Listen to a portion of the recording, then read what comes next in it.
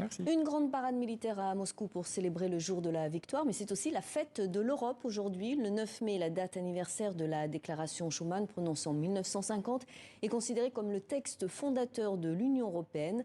Une fête de l'Europe qui est célébrée en particulier à Bruxelles et à Strasbourg, siège du Parlement européen, où des cérémonies sont en cours. On rejoint tout de suite Paul Germain à Bruxelles. Bonjour Paul, cette fête de l'Europe se déroule bien sûr dans un contexte très particulier.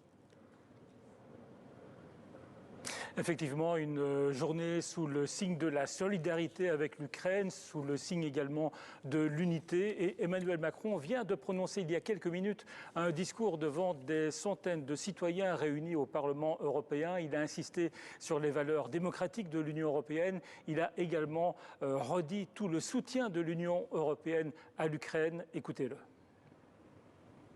Pour soutenir l'Ukraine, nous avons mobilisé comme jamais d'importants moyens militaires, financiers, humanitaires.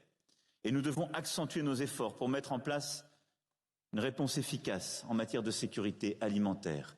Et nous continuerons. Pour que la justice parle, nous luttons et lutterons contre l'impunité des crimes inqualifiables commis par la Russie en Ukraine.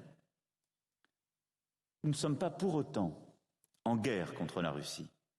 Nous œuvrons en Européens pour la préservation de la souveraineté et de l'intégrité territoriale de l'Ukraine, pour le retour de la paix sur notre continent. Alors Paul, après Strasbourg, Emmanuel Macron doit s'envoler pour Berlin. Pour Berlin, où il va rencontrer le chancelier Olaf Scholz, un autre geste symbolique très fort pour marquer l'importance du couple franco-allemand, pour rappeler aussi la réconciliation franco-allemande. Mais ce 9 mai a aussi été l'occasion de dévoiler les conclusions de la grande conférence sur l'avenir de l'Europe. Alors, cette grande conférence n'a pas eu des échos médiatiques fracassants, mais c'est pourtant une expérience ambitieuse, audacieuse. Elle a consisté à demander aux citoyens européens de dire dans quelle Europe ils souhaitent vivre.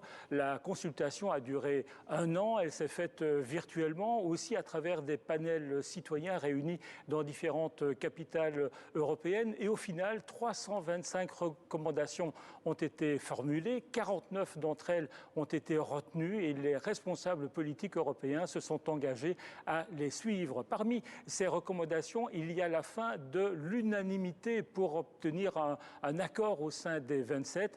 Et si les citoyens européens obtiennent ça, ce sera une petite révolution au sein de l'Union européenne. Merci beaucoup Paul Germain depuis Bruxelles.